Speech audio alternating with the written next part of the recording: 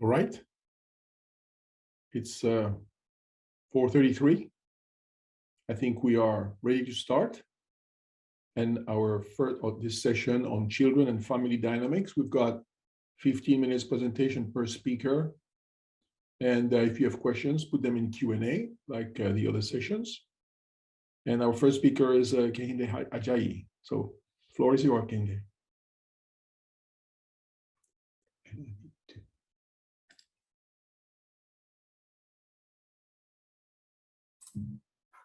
Thank you, Marcel. It's a pleasure to be here with you today. I'm going to be presenting a paper that's joint work with Aziz Dao and Estelle Koutoubé, which is the results from an evaluation looking at the effects of childcare on women and children from the context of Burkina Faso. So the motivation for this study is the fact that there are two increasingly growingly important discourses in the economic development space that are often viewed in separation. One is the growing evidence that women are typically children's primary caregivers, and these primary caregiving responsibilities limit women's economic opportunities. So while there is growing awareness of the role of women's participation in child caregiving, there's also a separate discourse that recognizes the importance of investing in early childhood development and increasing awareness that this could be one critical intervention to reduce poverty and increase economic growth. But the question we look at in this paper is understanding the intersection between these two things and exploring the question of whether subsidizing childcare provision could potentially address both these issues. One, by providing increased opportunities for women to explore income-generating activities, increasing women's economic empowerment. And at the other hand, looking at whether childcare provision can also stimulate early childhood development. And so we analyze this question in the context of a public works program in Burkina Faso, where there is a low-cost model of community-based childcare provision. And the key thing that we do that is a big contribution to existing literature is that we look at impacts on three dimensions. One is impacts on women's economic activity. So answering this question about whether childcare provision is a constraint to women's economic activity. Beyond that, we also look at implications for women's agency. So we measure this by women's participation in decision-making and women and intra-household dynamics, and then also look at other dimensions of women's well-being. And thirdly, we look at impacts on children's development to determine whether at the same time, while women's economic and empowerment well-being is potentially increasing, are we also seeing impacts on children's development? To give you a preview of results, we find that this provision of childcare centers had substantial take-up. So 25% of women who were offered an opportunity to use a childcare center actually do use them. And this triples the use of childcare centers for women in the eligible age group 0 to 6, which demonstrates that there is indeed high unmet demand for childcare provision. Secondly, we find positive impacts on women's employment outcomes. So women are more likely to be working and have higher incomes. And we also find positive impacts on financial outcomes and self-reported well-being. Thirdly, we find significant positive impacts on child development. And so children who are in this eligible treatment group are more likely to show improvements in their fine and gross motor skills. But finally, we find no significant effects on women's decision-making power, gender attitudes, and intra-household division of labor, which demonstrates that there are limitations of childcare provision as an approach to enhance overall dimensions of women's economic empowerment. And so what the main contribution of this work is bringing together these separate strands of research. So one, looking at what the impacts of childcare provision are on women's work. And there is existing work on this, which typically finds that access to childcare increases women's employment outcomes, consistent to what we find. But we look at additional dimensions on women's well-being, which is this question of women's decision-making autonomy. And a related paper in Kenya finds, like we do, no strong impacts on improvements in women's decision-making autonomy. Thirdly, in terms of impacts on child development, there's mixed evidence. So some papers find positive impacts of childcare provision on child development, and others find negative impacts. So a key question here is the quality of childcare provision relative to the existing alternatives. And bringing this all together, this recent review paper by Evans, Jakila, and now it highlights the fact that there is really a gap in evidence highlighting impacts on both women and children. So that is where our paper contributes, particularly looking in a low income environment and in Burkina Faso, which is a context that has been relatively understudied. So I'll move straight into giving you some information on the context. So as I mentioned earlier, we conduct this impact evaluation within the context of a public works program. So this is a government program where 18 to 45-year-olds who are not currently enrolled in school are eligible to register to participate in this program. And then there's a public lottery and participants are selected through that way. Beneficiaries are able to work for 6 months from 8 to 2 with a guaranteed minimum wage income, which is approximately $62 a month. We look at urban sites, which have between 100 and 500 beneficiaries. And there was a 30% minimum quota for women. In practice, 85% of beneficiaries are women. Within this context too, there is some existing availability of childcare centers. So at baseline, 12% of households use one, but as we demonstrate, there is high unmet demand, and this provision of subsidized childcare greatly increases the use of childcare centers. So to give you a sense of what this childcare intervention entails, these community-based childcare centers were introduced in existing safe spaces next to the public work sites, or in cases where there wasn't an existing structure, they were in a tent that was set up that protected children from the sun and dust. They had nutritious meals, a stimulating curriculum. In each site, the volunteers were asked to come forth, and they received 3 days of training. And then 7 to 10 public works participants were selected to deliver, to supervise the childcare centers. There was also parental education provided and support visits from education and social work specialists. And each site has a capacity for 50 children, and parents were invited to bring a nominal contribution for snacks. And so this was a big, a notable thing is that these were trained providers who were delivering the care, and they were support visits from specialists. So from a theoretical perspective, it's not obvious what we would expect to have on these 3 dimensions. For women's work, for women who are at baseline already working less than the childcare hours provided, we would expect an increase in women's work. But for women who were already working longer hours in the childcare provision, it's not clear whether having access to subsidized childcare would increase the amount of hours that they work or reduce them and allows them to substitute from one form of childcare provision to another. In terms of women's agency, increased income could lead to improvements in agency if women's relative earnings increase, and that translates into an increase in bargaining power. On the other hand, in the sociology literature, there is a theory of gender deviance neutralization, which is basically this notion that if women are deviating from the stereotypical prescribed gender roles, which is that women should be the primary caregiver, if they're deviating from that by outsourcing childcare provision to these childcare centers, then there might be a case to compensate for that by coming back and overperforming or stereotypically performing the gender roles by increasing their engagement in household activities. And so in that sense, it's from an income perspective, thinking about bargaining power, would expect increases in women agencies. On the other hand, if we take into account social norms and the costs of deviating from social norms, then we might see something similar to what we find in DEED, which is that there is no significant increase in women's decision-making autonomy and their participation in household tasks.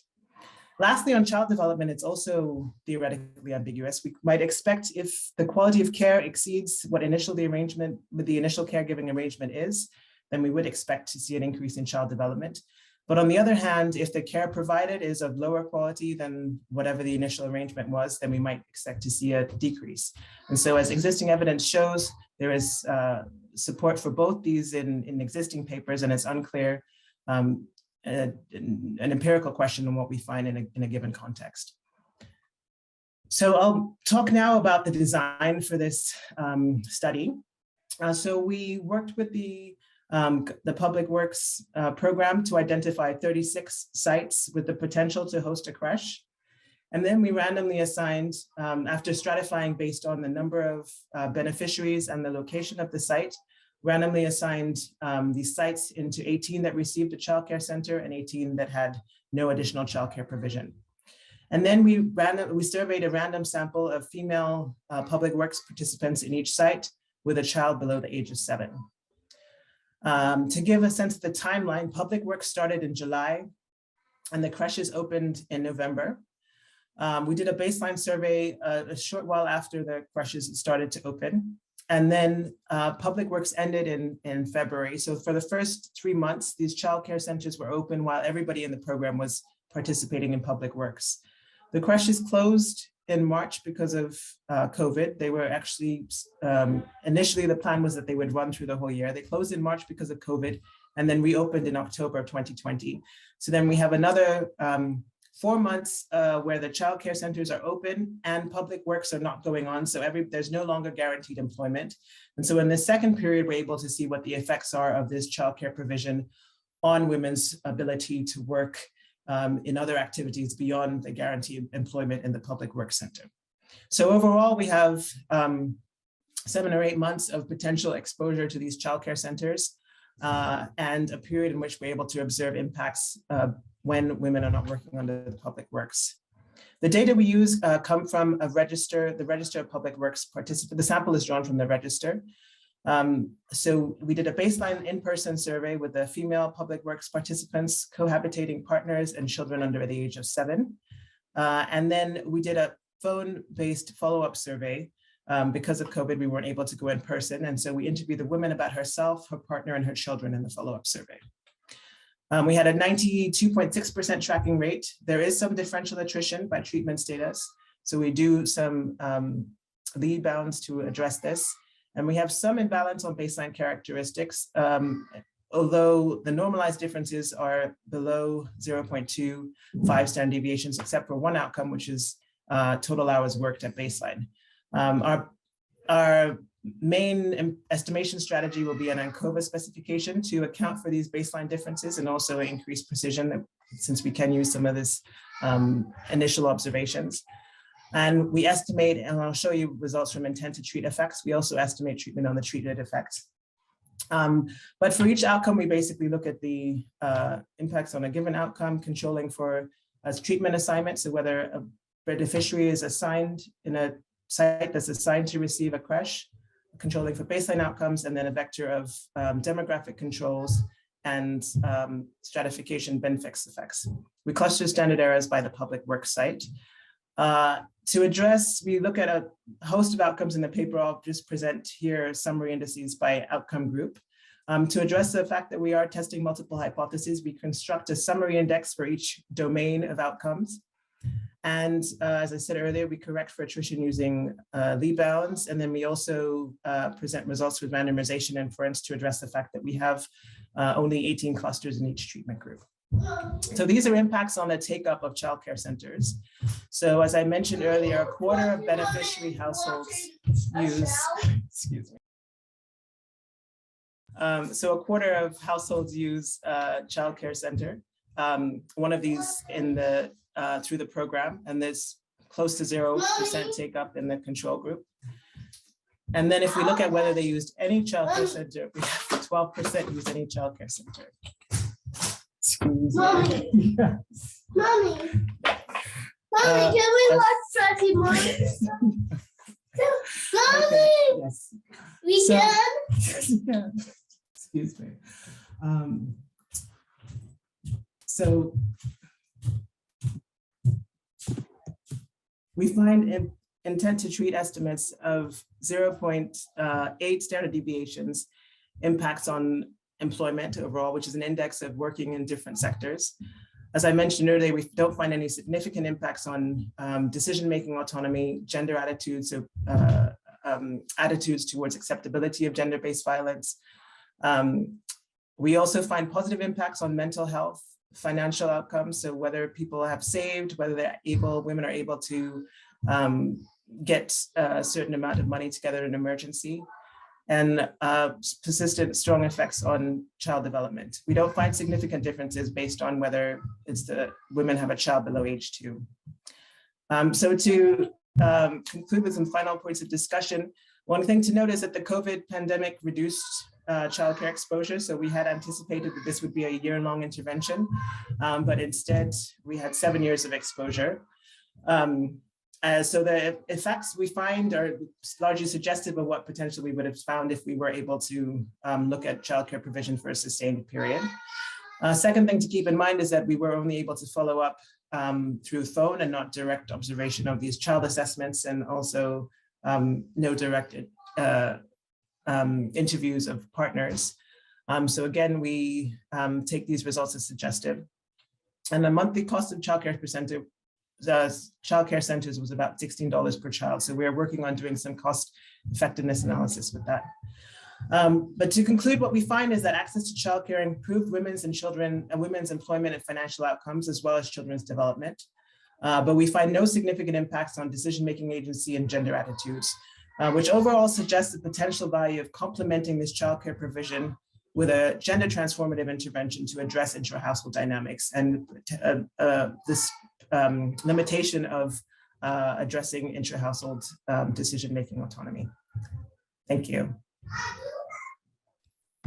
Thank you very much, Kehinde, for ending up on time.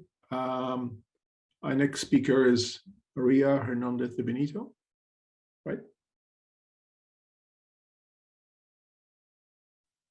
Okay, thank you very much. It's a pleasure to be here today. I will be presenting this joint work with Girls in Côte from Georgetown University, and this is very much work in progress, so we definitely appreciate any question and comment and suggestions.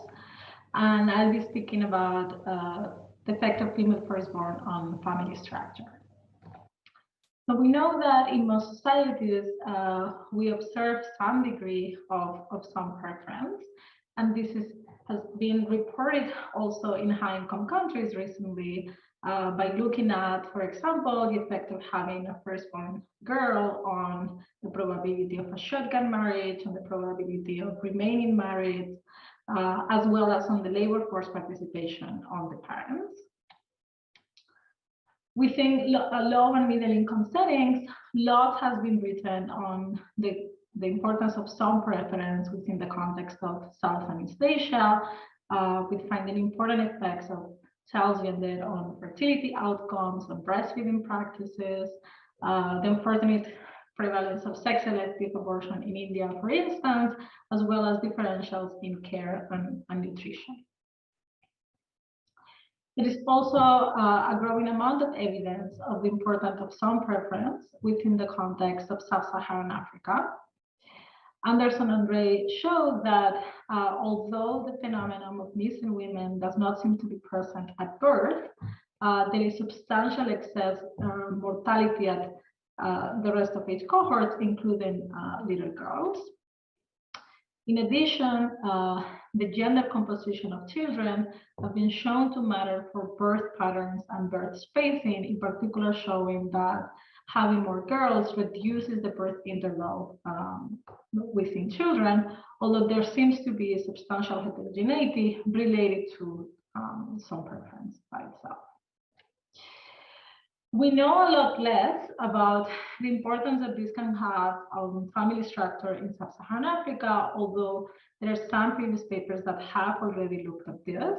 On a working paper by Dan Moretti, they find that having a female firstborn increases the number of children, as well as the probability of divorce and polygamy in the context of Kenya. And Milazzo also reports similar patterns in Nigeria. Same-wise, there is another paper that has shown how within female divorcees in the context of Senegal, if they have a son versus a girl, they have a lower probability of remarriage rate in the remarriage market. So what we do is to analyze these patterns in a more systematic way across the sub-Saharan continent using the demographic and health surveys for over 30 countries, and depending on availability for a different number of years, for a total of over 100 surveys we've pulled together. So we ask a series of questions. First, we look at whether actually girls and boys live under family structures in the context of sub-Saharan Africa. And second, whether there is an actual causal effect on the child's sex, on the mother's likelihood of being married, on being divorced, and on being in a polygamous household. Among the next steps that we want to take is to explore the heterogeneity of the results. Importantly, whether the reported effects that we observe are related to traditional practices that other researchers have shown to be correlated with some preference. We believe that this question is important for several reasons, but first and foremost, there is a big body of evidence showing how family structure directly matters not only for children's well-being, but also for the one of women. It's been shown that female-headed households are poorer than male-headed households in Africa, especially so in those households where the female heads are unmarried. In addition, in the phenomenon of the missing women, it seems that up to 35% of excess mortality in the context of Africa is coming from being unmarried. And comparing the nutrition scores of married women versus with divorcees and widows, it's also been shown to be problematic. As well, there are two separate streams of the literature where we think that our results suggest that looking at family structure as a potential mechanism can be relevant. The first one is the first type of papers that tries to look at the effects of children's gender composition on some outcomes on the parents, for example, their gender attitudes, political attitudes, their employment characteristics, etc. One of the mechanisms through which this could be operating is on family structure itself, who are the kids living with after. And second one, on a separate type of literature, there are the papers of looking at what are the effects on older siblings' gender, for example, having a big sister, on the younger kids. This is another one where we think that looking at family structure can be important, not only as a mechanism, but also that we need to be careful through potential sample selection, depending on our survey's characteristics. So very briefly, given that I have 15 minutes, let me show you what we find when we look at girls and boys across all these countries, and we look at who do they live with, right?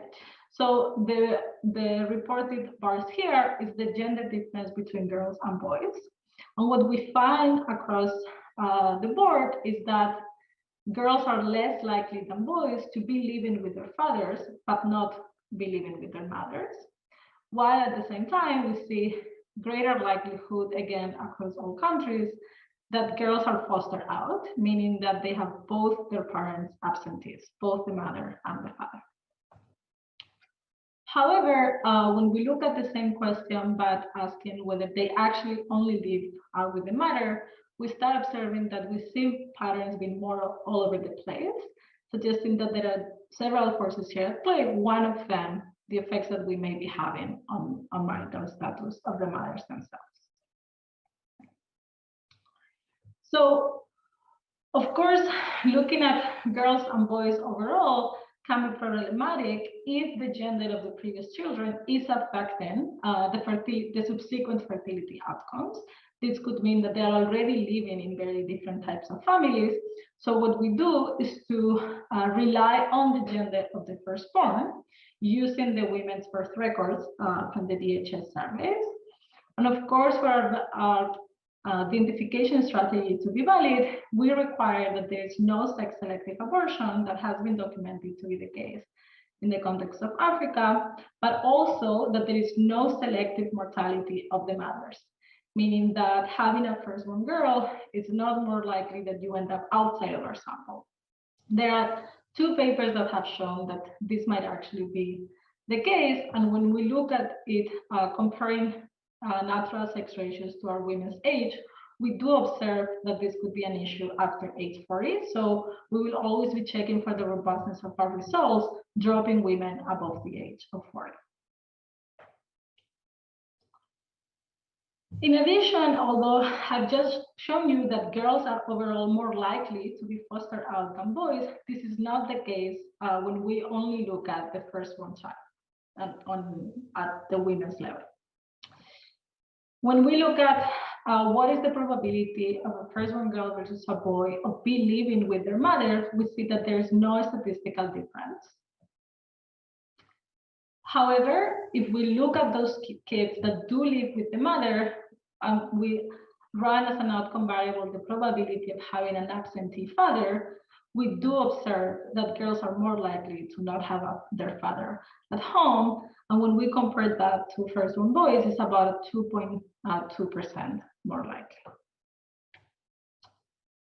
In addition, the effect is twice as big when we look at those kids that have been born after the marriage had taken place, and they are now above 6 years old on a longer term aspect. So these effects are already telling us something about how this could be operating through the marital status. So what we do next is we run a series of regressions where the outcome variable is the marital status of woman I in country C and survey S. The outcome of interest is the gender of the firstborn child. We control for a series of demographic characteristics of the mother and of the child, mainly their age, their year of birth, and education level. And we control for a bunch of fixed effects, ethnicity, religion, and geographic variables whenever the GPA's data is available. So if we first look at those women that first had their child and then they decided to get married or not, okay, what we actually observe counterintuitively from what we might have expected is that overall, these women are more likely to end up being in a union at some point. But if we split this sample based on the kids' current age, what we observe is that this is not coming from an effect on shotgun marriage. It's not coming from kids that are currently below 5 years old.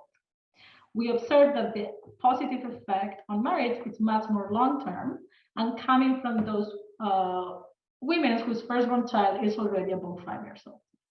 In addition, for that subsample of the DHS that we can merge with the men sample, we actually observe that with the girls, there is a lower likelihood that they end up being married to the father of the actual child, about 7% less likely. And these results are robust when we limit to women below 35, given the potential concerns of selective mortality I mentioned before, whether we check whether the firstborn child is still alive or not, and dropping one country at a time, because remember that these are cross-country regressions. Now, if we look at those women that are already married, and we want to look at the effect of being in a polygamous household, we also find that among those women with a firstborn girl, it is more likely that there is at least a second wife in the household. The effect is strictly coming from those women that first got married and then had the first child. So it's not operating from the shotgun experience on the first place. In addition, we started to look at heterogeneous results, and not surprisingly, we find that the effects are twice as big among Muslim women where polygamy is a more prevalent phenomenon. Finally, we also want to look at what is the effect on the probability of divorce. So among those, for the whole sample, we can look at whether the woman is currently divorced, and which is for the male survey, for the women who have a male firstborn, that's about 3%. The probability is 4% greater when they have a firstborn girl. There is a smaller subsample for which we can also look at the probability of ever being divorced, and we also find positive effects. But there are differences in on which women are included between these two samples.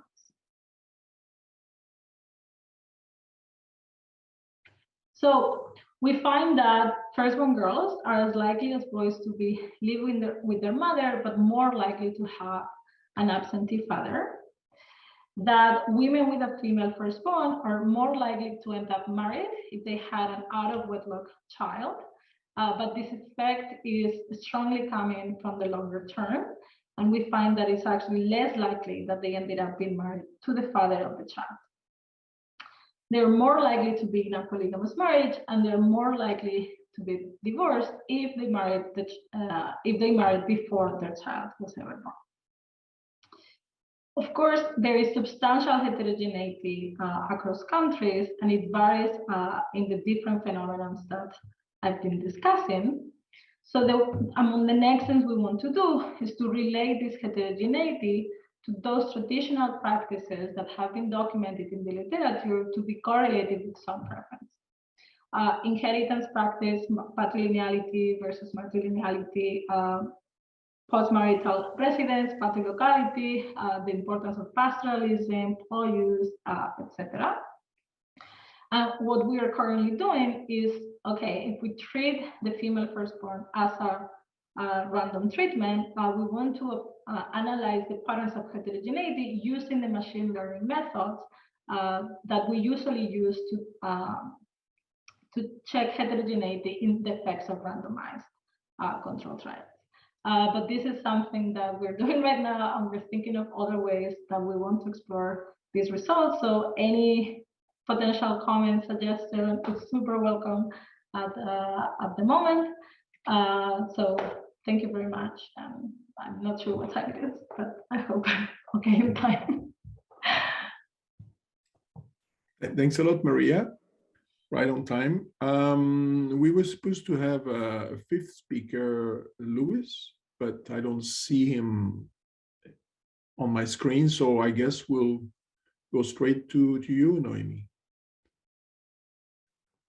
Okay, thank you. Let me share the screen.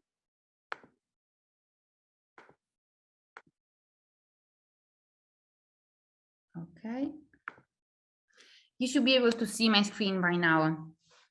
Okay, good afternoon, everyone. Good morning to Marcel, who is in California. This is a joint work with Silvio Deidone, Nicola Sitko, and Francesca Viberti. Silvio and Nicolas work for the FAO in Rome, while Francesca Viberti recently joined the WOFU program. And I work at the University of Teramo, which is a small university in Italy, and I also do consultancy for the FAO in Rome. That's why we started this research project on the impact of an unconditional cash transfer on women's economic inclusion in the context of Zambia. So what is we have mainly two research questions. The first, we ask ourselves whether this unconditional cash transfer in Zambia increases women's economic inclusion. And there are many definitions of economic inclusion. We use the OECD definition. Economic inclusion is intended as the ability of individuals to participate in, to contribute to, and benefit from growth processes. And we try to provide a concrete definition of the concept of economic inclusion in a way that basically consists on 4 pillars. productive capacity, saving capacity, decision-making, and psychological assets. For productive capacity, we mean the ability of a woman to engage in non-farm enterprises. And we focus on those non-farm enterprises that in the context of Zambia and the specific district of this study are gendered as female, namely the production of beer, petty trading, and fish trading. We use contribution in the literature to select these non-farm enterprises that are gendered as female. Then we focus on saving capacity because there is a huge literature that focuses on the importance of savings for development and economic growth. Decision-making, we use questions on whether the decisions about management of own money, management of the partner money, and then management of big household expenses and management of small daily needed expenses are done by the woman or are done jointly by the woman and men. And then we use as final pillars what we call psychological assets. For psychological assets, we mean mainly two things: time preferences and future expectations. Time preferences are not elicited, so we don't use incentive. These are elicited only via questions in the questionnaire. And basically, we ask each participant whether they are willing to accept a lower amount of money today or a greater amount of money later on. For future expectations, we focus on a few questions that were available in the questionnaire. In particular, the question on, do you think your life will be better in 1, 3, or 5 years, in 3 separate questions.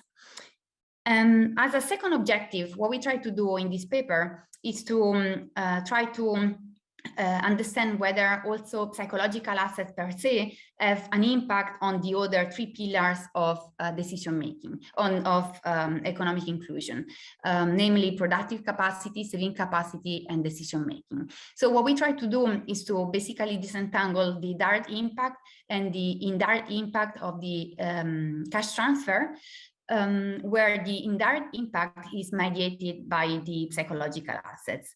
I'll go through the mediation analysis in a few slides.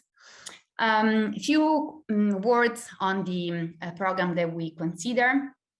The data comes from a randomized controlled trial. In particular, we focus on the Zambia child grant model of the social cash transfer program that was initially piloted in various districts targeting labor-constrained households. The program was then scaled up between 2010 and 2014, and the targeting was divided in the child grant model, that the model we focus on, and the multiple category transfer grant. The child grant model was rolled out in 3 districts, Kalabo, Shangombo, and Kaputa, and the transfer consisted on bi-monthly flat transfer of 55-60 Zambia kwacha per month.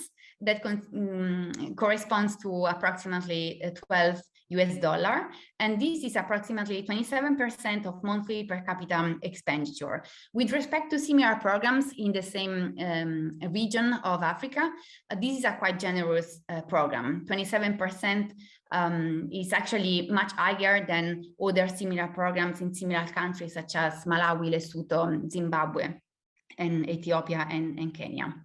The data. So as I mentioned, these are data collected via a randomized controlled trial design, and the data were collected during the lean season that in Zambia, in the region we consider, is in the period between September and December.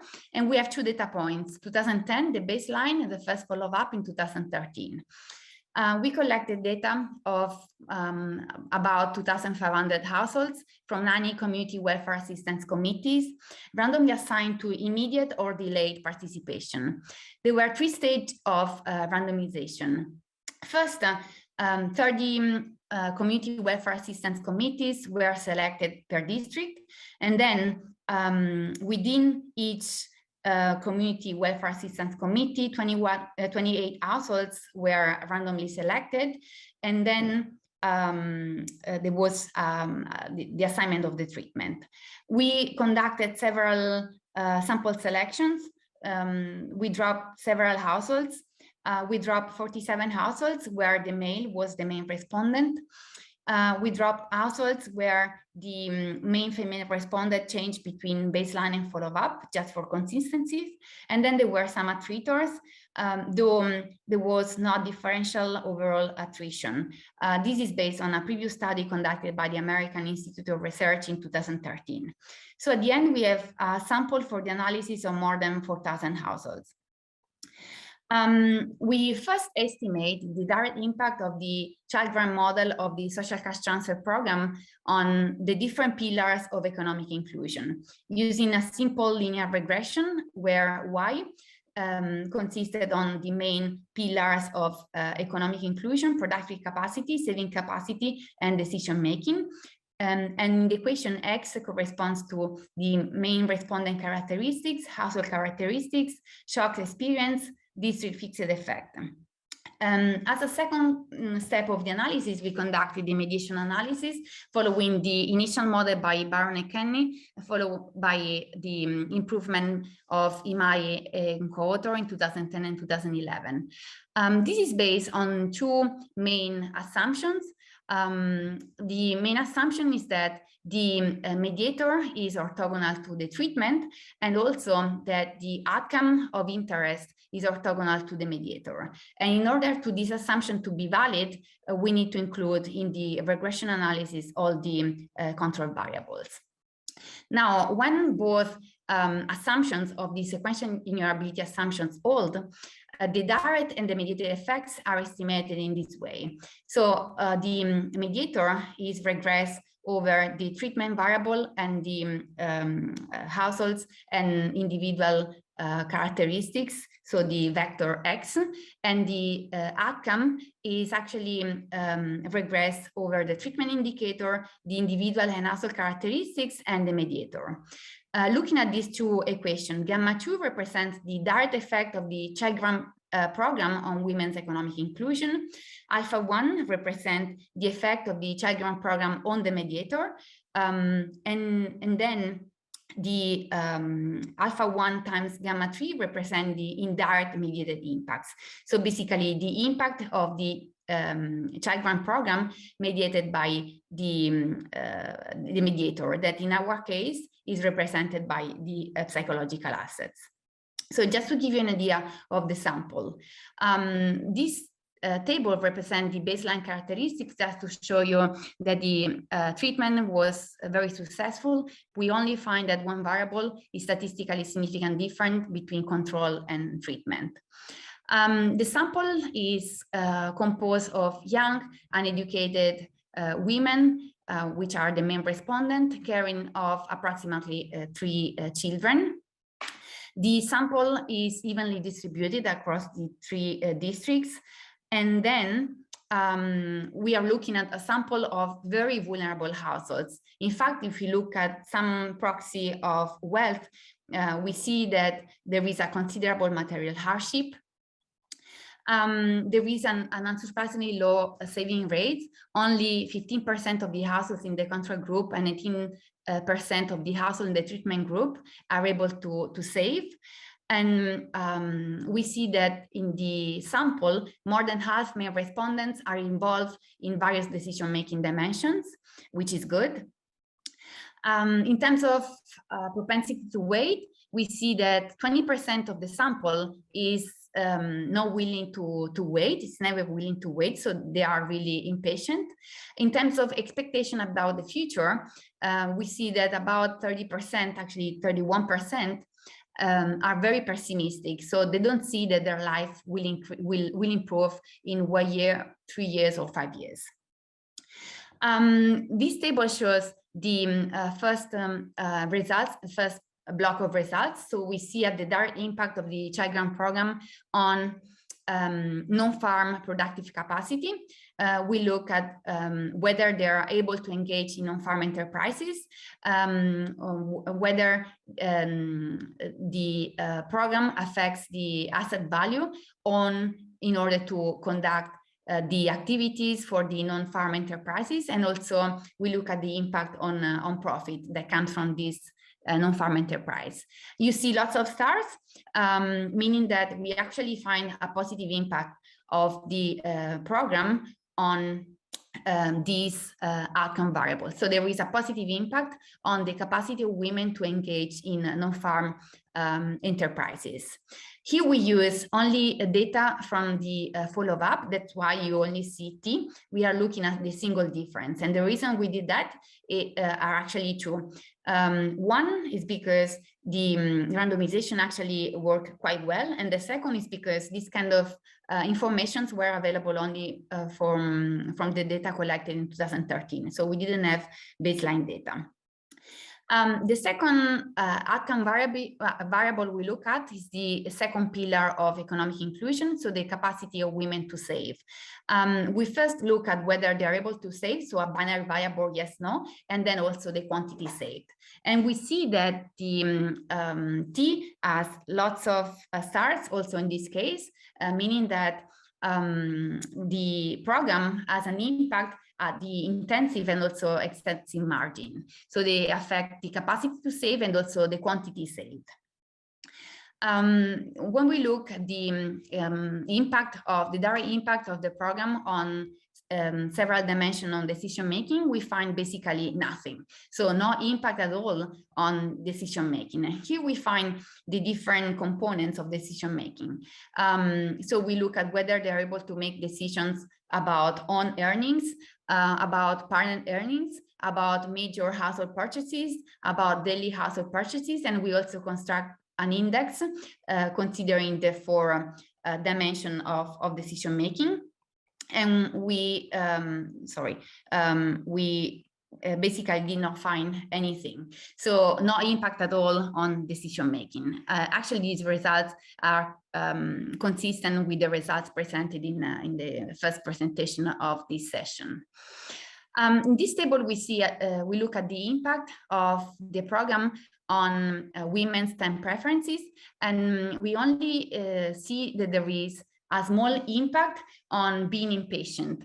Here we define impatient as someone that is never willing to wait for any larger amount of money. Actually here, so the question was, are you willing to accept today 200 Zambia kwacha, or would you like to wait for 1 month and obtain either 200 kwacha, 300 kwacha, 400 kwacha, 600 and 800? And we constructed then a binary variable that we call being impatient, whether they are never willing to wait for any amount of money. And we see that there is a small reduction of being impatient. This is only 5%, and is significant only at 10%.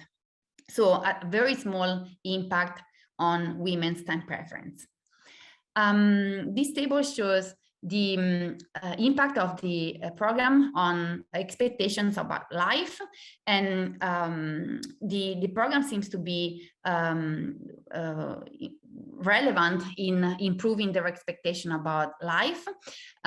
We see a positive impact on improvement on life in 1 year, 3 years, and 5 years, and a reduction of those defined as pessimistic.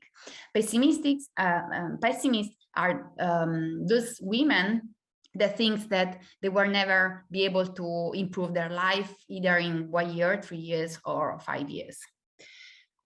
Finally, this table and the next one show the results from the mediation analysis, in which we use as a mediator in this table being pessimistic. So being pessimistic in this table is represented as our mediator. And what we try to do is to see whether there are mediated impact through the effect of being pessimistic.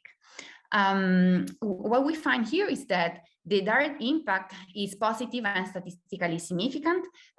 We were already expecting that from the previous table. We find a positive and significant impact of the mediator.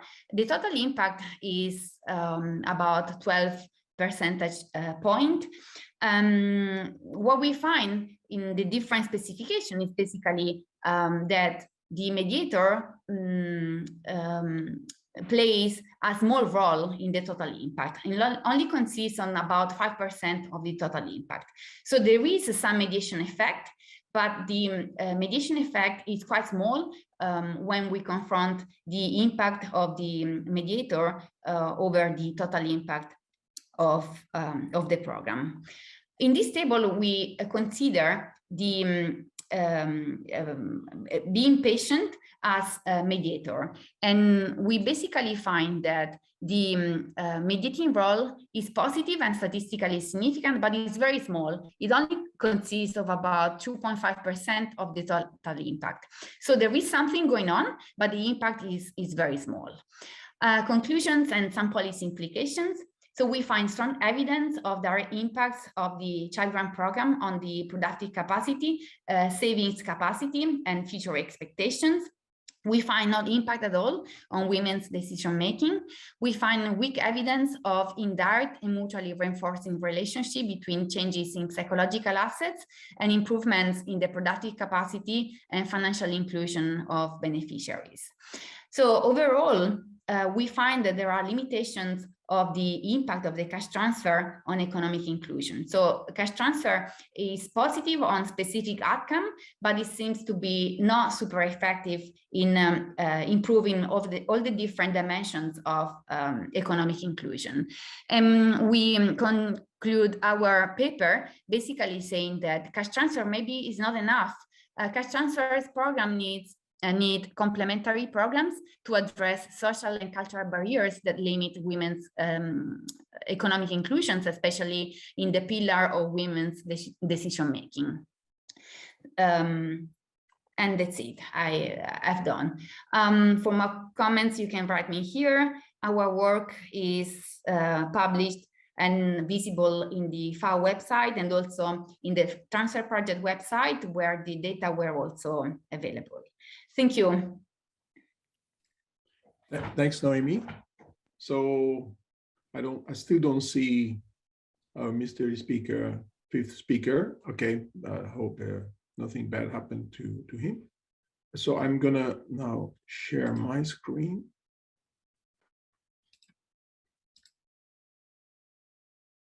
All right, can you see that? Okay. Yeah.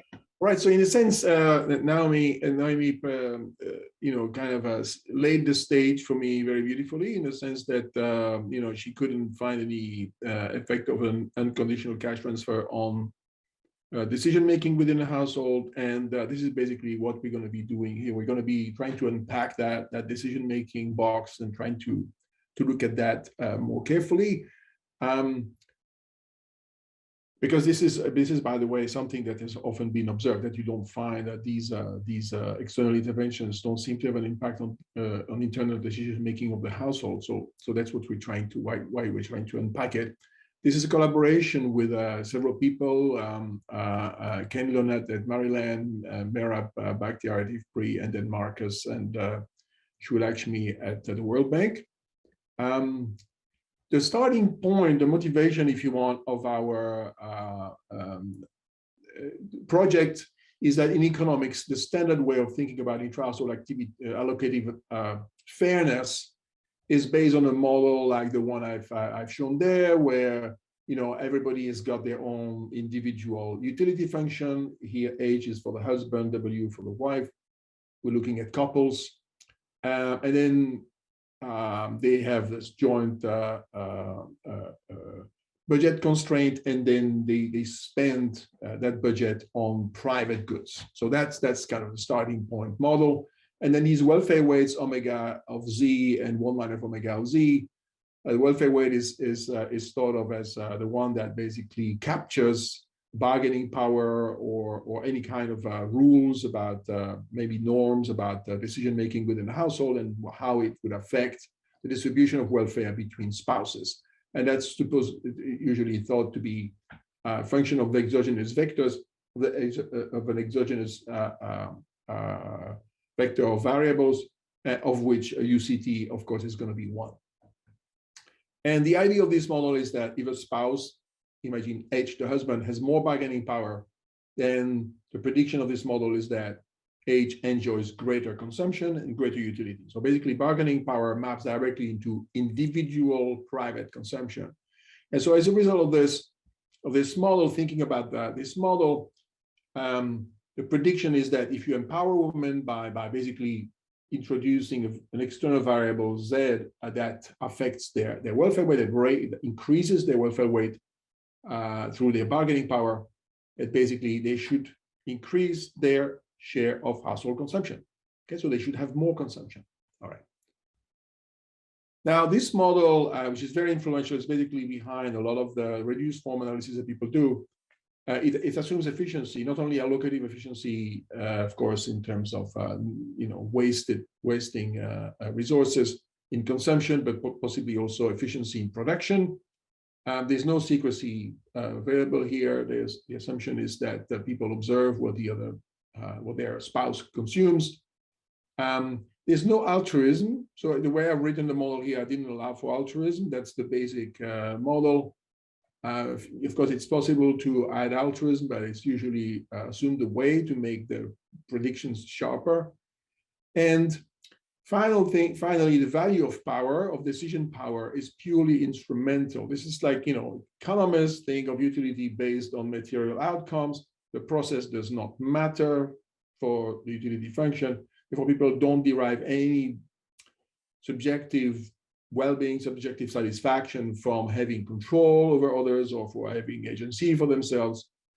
The model, assumes that the only value of agency is to increase your own personal private consumption, not about being more involved in the decision-making process. So here we're gonna allow for pure demand for agency or even for control. All right. And then the final point is that I've already made the point that there is little evidence that empowering women necessarily increases their individual share of household consumption. So we know that they spend money on children, on their nutrition, their health, and so on, their education, but we don't see that much evidence. And maybe they work more outside the household and all that, but in terms of individual private consumption of married women, we seldom see an effect. So that's what we're going to be looking into. So to do that, we ran a lab experiment in northwestern Nigeria. The middle belt was called the middle belt of Nigeria on the western side towards Benin. These are small villages. It's not an urban setting. It's very traditional. Lots of pastoralists, and you guys know what I mean here. And we're going to be running a lab experiment in the field with married couples. And it's a lab experiment in which we actually open little shops, and they basically earn vouchers that they can spend in our shop, in our little stall. Like it's basically a carpet on the ground, but with a few products that which are designed to be either like female centric goods or male centric goods, or household goods like detergent and soap and stuff like that. And this is all played with married couples in different villages. This is what the shops look like. It's totally is like a carpet, and then the top is female goods, bottom one is male goods, and these are the household goods. Okay. In the lab, then in order to get these goods, the subjects separately make, so husband and wife separately make a variety of decisions, separately meaning they basically can't see each other, they are in separate rooms. They make a series of budget allocation decisions so they're given a budget, 2,500 Naira, and they are asked in the first line there, how much of this 2,500 Naira would you like to get in vouchers for female goods, and how much of it in vouchers for male goods? So that's the first decision they make. Basically, divide these 2,500 Naira and then we'll into vouchers for these two shops. Then the second one is, what about cash? Maybe you don't want vouchers, you want cash. So there's the same question with cash. And then there's between self and household goods, and between spouse and household goods. These are the kind of 4 decisions people make at first. And all these decisions are held private in other words, we never reveal them to their spouse, then they make a decision on whether to defer. So basically, having made those choices, we ask them all about, we decided to split the money half and half between you and your husband, but now we can also allow you to defer your choice to the husband. So basically, if you want, we'll just pick the husband's choice instead of your choice. So there's an option. So it's the opposite of control. It's the opposite of agency. Can you basically defer this decision to your spouse? Then after that, subjects can communicate. We ask them, okay, fine, you chose to split evenly, but what would you like us to tell your spouse in terms of what kind of split would you like us to reveal to your spouse? And maybe you say, oh, well, I'm going to then only take a third and let him 2/3, let's say, something like that. So that's it's called communicate. So basically, what split do you want to communicate to your spouse? Then they are asked, would you like to see what your spouse decided? So how they split this budget? And it's called consult, because you have, do you want to consult your spouse? And finally, we actually show them the spouse's decision anyway, or split anyway, and then we ask them if they want to revise their split. So you have the original split was intended to be always private and never revealed to the spouse, and it's intended to measure their true preferences.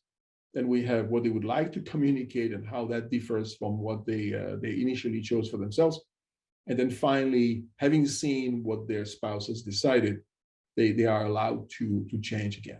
Because remember, they might think, oh, maybe he has seen or she has seen something that she really likes on that, in that little shop. So maybe she really, my wife really wanted that cloth there, piece of cloth there. So maybe I should validate that. I should accommodate that.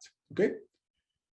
And then at the end, basically, it's all incentivized in the sense that we pick one of these allocations at random and it's implemented. So if it is from your initial split decision, we just implement that, and you implement your split.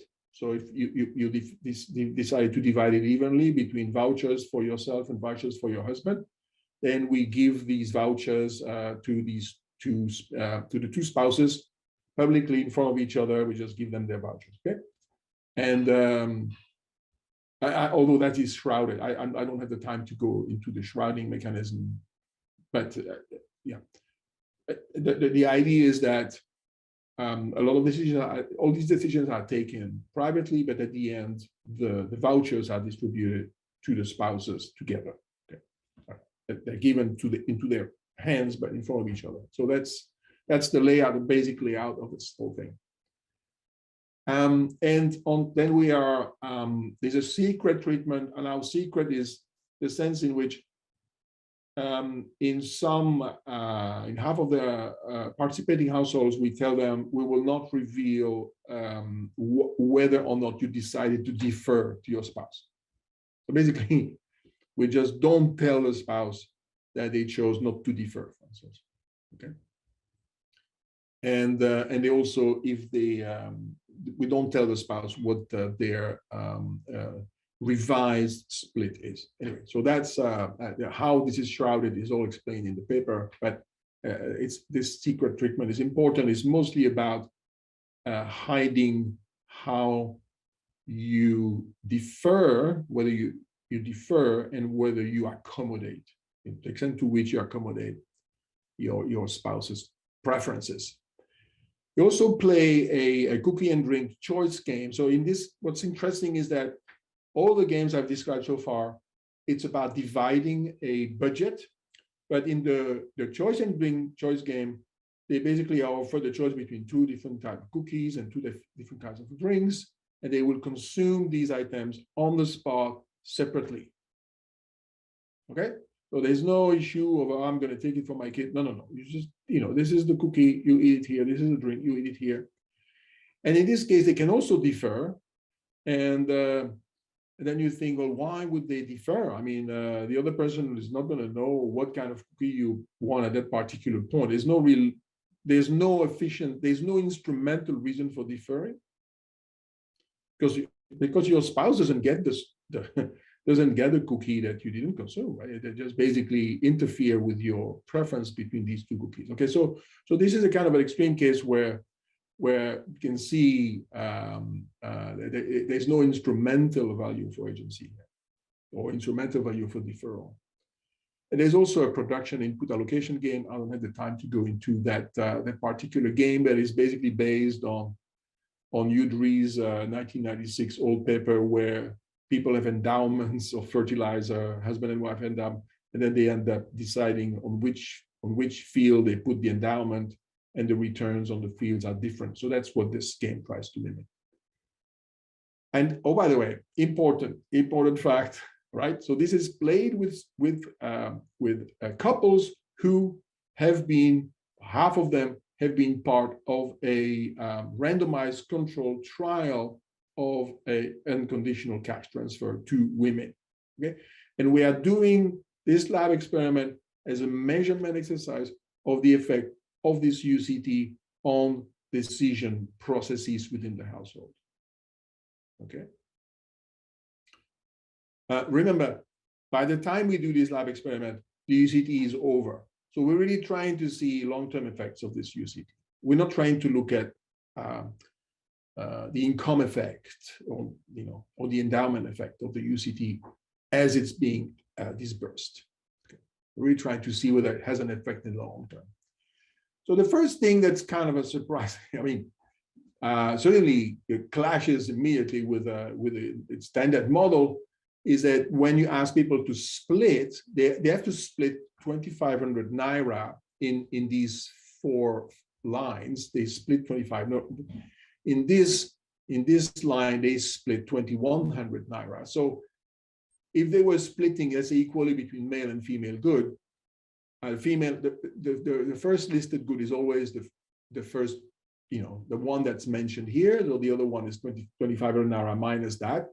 So for instance, here you see that the wife on average, allocate 1,400 naira to themselves, which basically means 1,100 naira to their husband for the choice between male and female goods.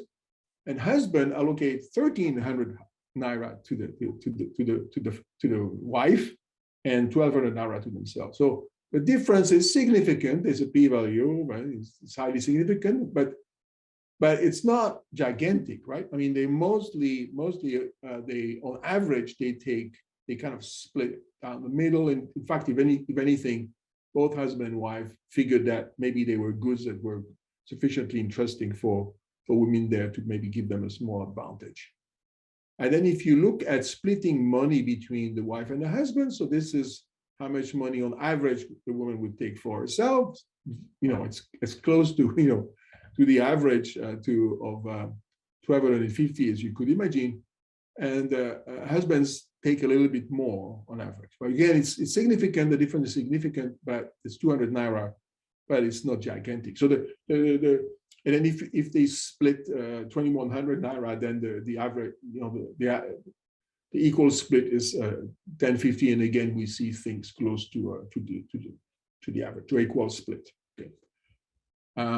Now this is averages, by the way. Within couples, there's large variations. So sometimes the difference between their choices can be quite large. But on average, I would say that people seem to be altruistic in the sense that they don't just take everything for themselves, which is in itself an interesting observation, because if you were thinking in terms of equal opportunity, right? It's a concept of fairness, equal opportunity. Since we randomly allocate things, they could have said, well, I'm going to allocate everything to myself. She's going to allocate everything to herself. We have equal chances of getting the prize. But this is not how people behave. Right? So they have a sense of exposed equity as well. All right. So what else do we got? So in this case, I've kind of rewritten the numbers here a little bit differently in terms of self-appropriation. So 1410 here is stayed the same. This translates into 1,200 for themselves. And so you see that, So basically, women appropriate a bit more in the voucher treatment, and a bit less in the money treatment. So guys didn't care so much for the goods we brought in the lab. These are again statistically different, but they're not gigantic. By the way, I'm only showing you the results for the control households, because I need to understand the control households before I start looking at the effect of the UCT. So I'm doing that. Deferral. Now, this is where we have a gigantic difference between wives and husbands. 2/3 of wives defer all the time. I mean, systematically, and only about 20% of husbands defer. But there's still 20% of husbands who defer to their wife.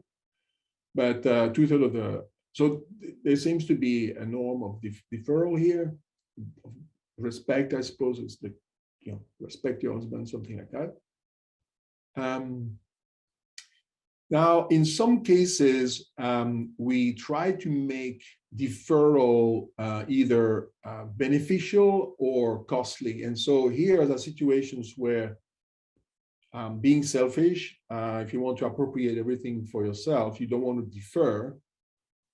You get a smaller budget, and then if you want to defer to your spouse, we pick their decision for the 2,500 split. And so then you can calculate, with perfect foresight, if they know what the other person has shared, you can calculate with perfect foresight, would deferral be optimal? And we see that 74% in this particular example, 74% of women defer. But it would only be optimal for them selfishly optimal for them to defer in 61% of the cases. The difference is not gigantic, but for men, they don't defer, even though deferring, you can imagine, they will increase the budget by 400 naira. Okay, so you get a lot of men who don't defer, and that lack of deferral has an instrumental cost. They're actually reducing their own private benefit. And that's important, because it means they're willing to pay for that. They're willing to pay for control. And the same thing if you do it indeed, there's no difference. All right. Now, we also ask ourselves to try again to see whether there's this concept of pure demand for control or pure demand for agency. There, I didn't go into all the details, but they are different treatments we do where we vary the cost of deferral or the cost of non-deferral. So here it's efficient to defer, so it's beneficial to defer for the household, jointly efficient, and this is jointly costly to defer. Okay, this is now talking. I should have written jointly efficient. So you can see that wives and they are responding to the cost of defer. If it's costly to defer, they tend to defer a little bit less, but still defer. 53% of them, defer, but guys, no. There's basically no systematic effect. There's some small differences, but it's not such a significant. And this is also true if we look at D. All right, so at the cash division of cash. Do they dissimulate? So I'm comparing what they communicate to their spouse and what they chose for themselves initially in secret. And okay, so you see there are small statistical differences here, but the main thing between husband and wife, but if you compare what they chose initially to what they showed to their spouse, see, for instance, here women, reduce their take a little bit, and husband give a little tiny bit more to their wife on average, but you can see these changes are very minimal. So there's not that much dissimulation on average, which is probably not that surprising since they don't appropriate that much for themselves, but they tend to share relatively equal. Do they consult? This is very similar to the decision to defer. You see lots of women consulting, few women consulting, and it doesn't matter which domain it is. Seems to be a kind of knee-jerk reaction. And again, we we see relatively little revision. So when they are on average, you don't see that receiving information about your spouse's choices or preferences induces you to make drastic changes for yourself. Gee, I'm going too far, taking too long. So not a lot of accommodation on average, but nonetheless, we construct an index where people either move away from their spouse's communicated choice, keep the same choice, partially accommodate, fully accommodate, or over accommodate. They go even beyond the wishes of their spouse in terms of changing their revised choice. And we see that women are a lot more likely to accommodate than men. Okay, so that's the kind of a framework in which we are, and I don't have time to discuss this one. So now we can start looking at the effect of the UCT on this particular decision process inside the household, right? So first of all, do women who have received the UCT treatment in the previous year so it's a year-long treatment, but nonetheless, by the time we do this lab experiment, it's stopped. Do they actually want more for themselves? And the answer is yes. So remember, domain A is when they pick between goods for themselves or their husband, vouchers, and this is money for themselves or their husband. You can see that they take a little bit more for themselves, and here they give that. So, there's no effect of it's not statistically, although it's a bit smaller when it's in the secret treatment, it's actually not statistically different. We ran a regression for that. What about deferral? There's a massive reduction in it goes from 67% in the control households to, what is it, 53% in the UCT recipients who are in the secret treatment. So these are the women whose deferral decision is not revealed to their husband. So if it's not revealed to their husband, they are willing to actually not defer. Still, half of them will defer, but they're less likely to defer. Okay, but only if it's secret. So they're making. Now, if you look at all the other choices, there's no effect on dissimulation. There's a strong reduction in the willingness to consult for both wives and the husband, especially in the secret treatment. So it looks like they've become more individualistic in a way, less willing to care about what their spouse wants. So I don't know if you see this as an improvement or no change in accommodation. So you still see that a lot of women accommodate their husband's preferences once it's revealed to them. Do we see an improvement in the private consumption of women? So we can calculate this by combining all the treatments, all the different decisions they make. Since at the end, we picked one of them at random. So this is basically the effect of the expected material payoff that the women would get, or the self would get, because here the husband would, it's the same sign. And we find that, this is 50 naira. It's not nothing. It's not statistically, it's just borderline non-significant. And then here we find 60 naira, which just happens to be just, sufficiently large to be statistically significant. Out of, remember, in control, it was about 12.95 naira, the division on average. Remember, if this. And so you get that women get a little bit more, and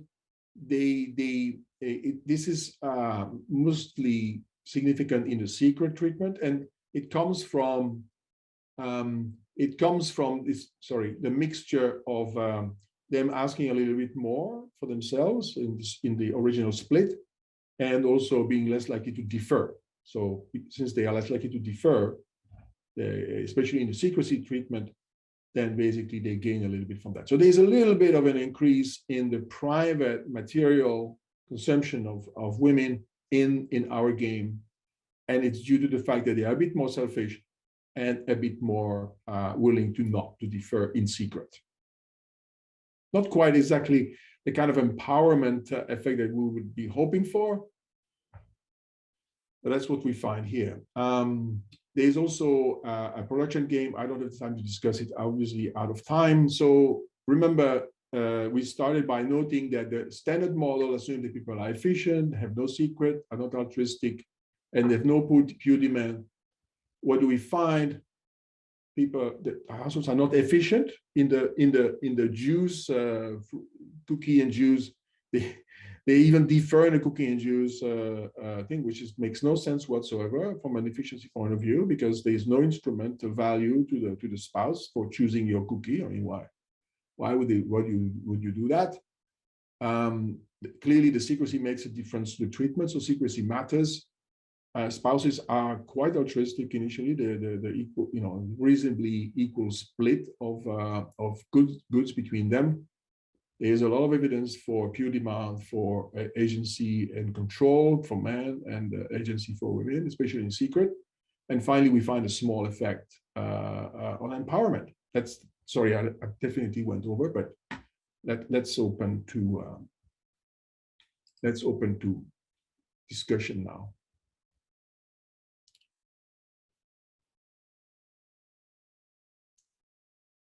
So, yep, Noemi. No, so we remember now we're going to allow questions to all the speakers, right?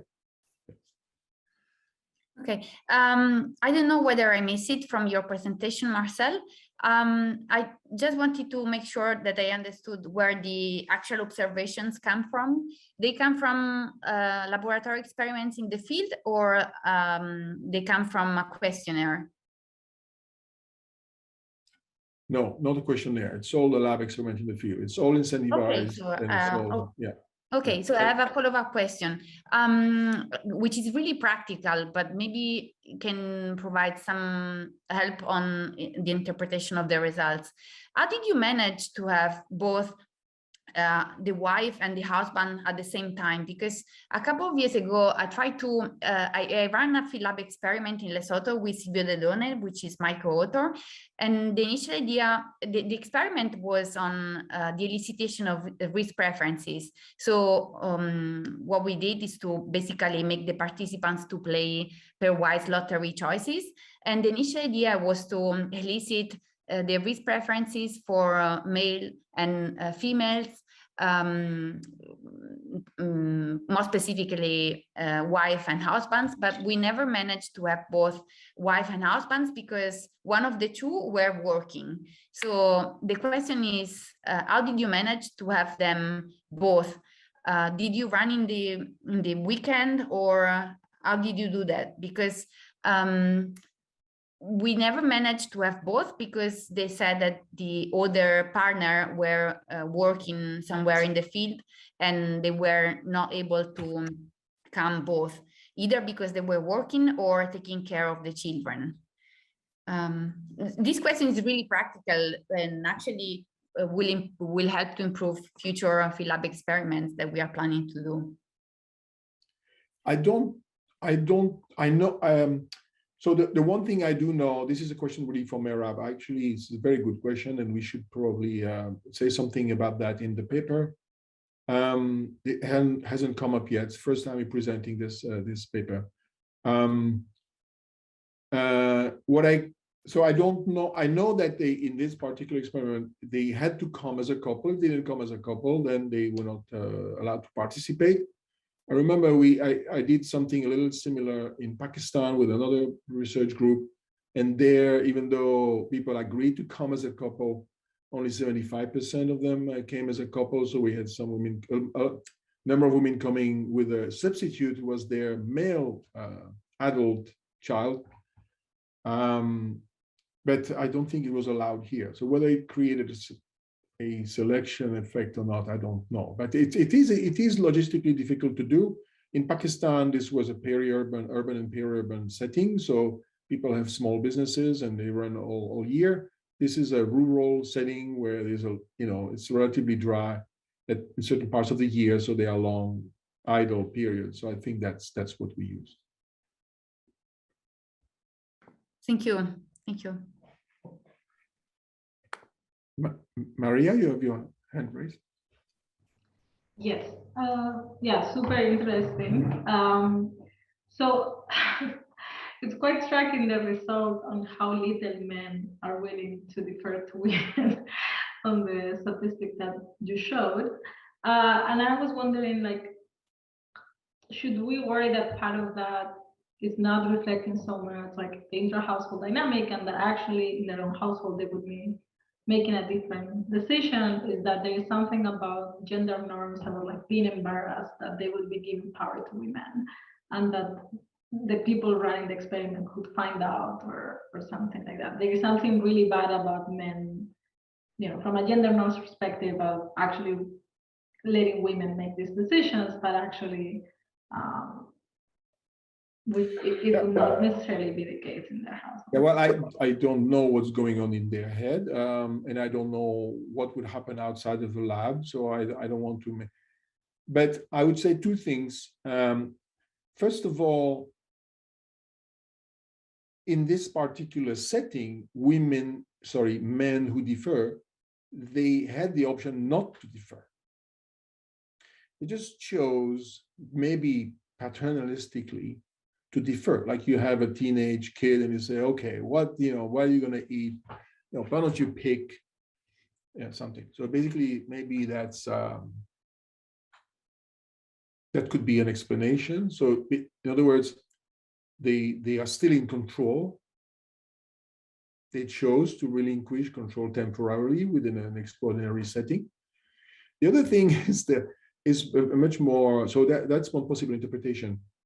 The other thing that I remember, Merab, initially I said, why don't we do the opposite of deferral? So basically refuse to defer, or pay to refuse to defer. So basically, put your foot down, even if he doesn't want you to take this, you just take it. I was voted out. It's basically, he said, no, it's not going to be possible. If I try to impose this in the field, I'm going to have, nobody's going to want, no man is going to want to participate. So that's why, so maybe that says you something. Because in other words, that's why I'm thinking that the fact that men are still controlling the situation is why 20% of them are willing to devolve that decision, because they're not being challenged by the women directly. Something I wanted to do, but yeah, was overruled. Please ask questions for the other speakers as well. I forget what we discussed. There are questions in the chat that I just have seen now. Should we take those questions? And yep. I don't know if it's a private one. Okay, sure. I'll take the questions that I have. I started answering some of them, but I will just go ahead. One question is whether availability of the creche could have affected which sites we've been applied to. So we did the random assignment after Public Works had already started. So there isn't, this would be a potentially interesting dimension to look at, but within this context, the availability of a creche did not impact women's application decisions or their choice of which site to work on. So this is all thinking of conditional on doing Public Works, and in a certain site, we're randomly assigning whether you have a creche that comes on board later on. Another question on, is it possible, do we have information on the lottery for selection into the Public Works program? Unfortunately, we don't. So we just have the list of participants, and that's what we used as our sampling frame. So we unfortunately don't have information on women who wanted to participate in the Public Works but didn't. There's another question we had on, oh yeah, childcare interruption. So my child is homesick, so but he decided to come down while I was presenting. But small childcare did the, oh yeah, so did the childcare workers have different outcomes? So that's something that we're planning to do. So we have the list of women who were trained as the childcare providers. So one thing that we are planning to do is look at outcomes on their own children and to see whether there are differential impacts on women who were trained and who were these childcare providers versus other women in the same site, but who weren't actually working on that. So that's still to come. I think one last question, what were the measures of employment? So I ran through that very quickly, and in the paper we have a longer, but in terms of employment, we have indicators for whether women worked for at least 1 hour on an activity in the last 30 days, and then the number of hours they spent on the activity, total monthly income, and you're back. I think every time he hears my voice, he comes down. Okay, and then the time and hours doing paid work in the 24 hours. Okay, you can go now. And then time and hours doing paid work in the last 24 hours. So it's a mixture of income of participation in salaried work, agricultural work, and non-agricultural activities. We mainly see impacts on salaried work, and then total time and hours doing paid work in the past 24 hours. Thanks for those questions. Maria, do you have questions you would like to answer verbally now? Or? I'm not sure there were any questions for me. I had one question, but this is more really my ignorance. I was thinking, so women who have for whom the firstborn is a girl, is that possibly, can this possibly be a signal that they're more likely to have girls again? In other words, are the gender of children correlated across pregnancies for the same woman? Well, that is one of the things we've been discussing that could be going on, but if anything, the results would be a lower bound on the effect of some preference, but we don't know. We don't know how much people internalize this across the different contexts. Is it real? Is it true that there's a correlation? There is a correlation, but it is hard to know if it's coming from fertility choices from stopping rules, right? Because people make decisions whether to have more children or not on how much you wait until the next birth or not, which also ends up mattering for total fertility, depending on the gender of the previous child. So if you start with a girl, you are more likely to end up with a greater proportion of girls and vice versa. But fertility choices matter, so it's hard to disentangle the two. No, I was wondering whether there's biological evidence on this. I once remember hearing somebody arguing that it's got to do with the pH, the acidity of the environment where the sperm is, and you know, it selectively kills the sperm that carry the Y chromosome, something like that. There is definitely some genetic evidence, and there is they show that within families, it's more likely that, like, okay, if your mother had a greater proportion of boys, it's more likely that you have a greater proportion of boys and things like that. So there is a genetic component to it.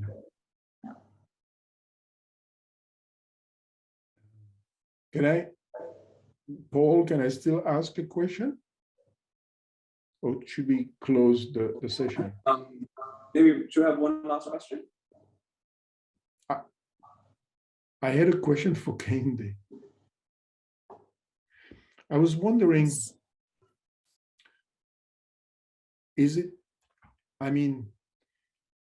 have you ever thought of the possibility that some of these women, so basically the idea was that, you know, you offer childcare, and therefore women are more willing, you know, basically you argue that, oh, well, you know, they wanted to work, right?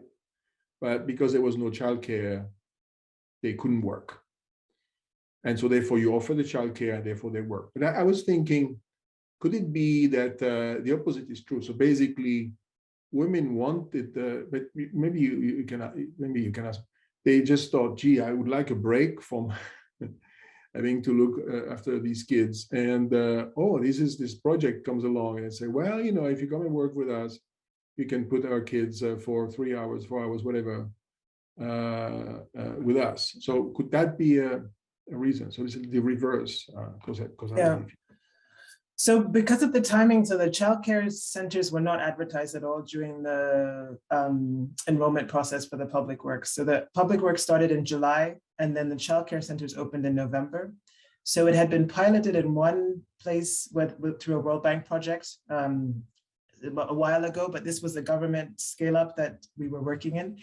And it wasn't announced at all as part of the public, the government scale up. So the participants applied in June, and then they started public works in July, and there was no announcement of the creches. So they went into the public works expecting it to just be public works anecdotally, women would bring their kids, and a lot of the time they would be doing like digging ditches with their kids on their backs or having them in the side with, checking on them from time to time.